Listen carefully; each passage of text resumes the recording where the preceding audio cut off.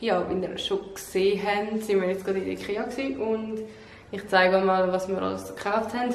Es ist alles ein bisschen random. Zum Beispiel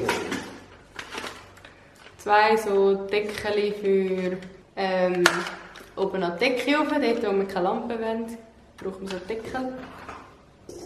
Für die Küche haben wir so einen Flaschenöffner, dann eine Schüssel zum Teig machen oder so. Ich merke gerade, es ist gar nicht so viel Deko. Es ist eigentlich, glaube ich, nicht Deko, sondern nur Sachen, die man wirklich braucht. Salatbesteck, Gabel und Löffel. Und da hinten haben wir so ein Teller-Set mit je 6 Teller. Haben wir 2-mal gekauft.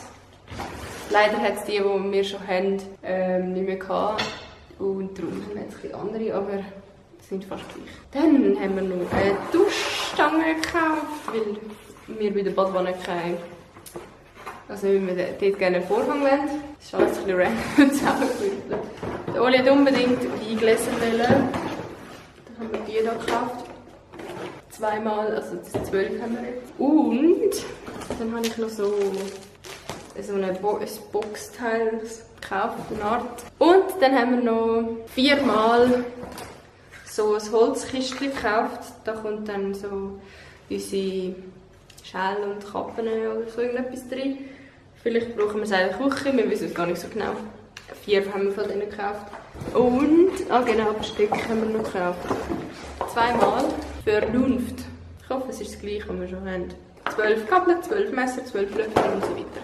Und dann haben wir noch ein grosses Möbel für dort, wo der Fernseher drauf steht. Jetzt ist es ein bisschen geraten, das Gestell, und jetzt haben wir einfach noch eins grösser gekauft. Vielleicht stellen wir das heute noch auf, dann sehen wir es in dem Video.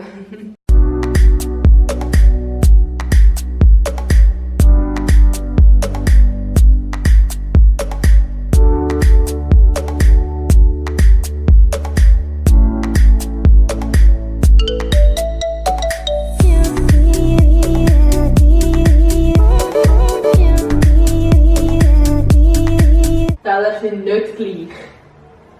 Ja, wirklich? Sie sind kleiner.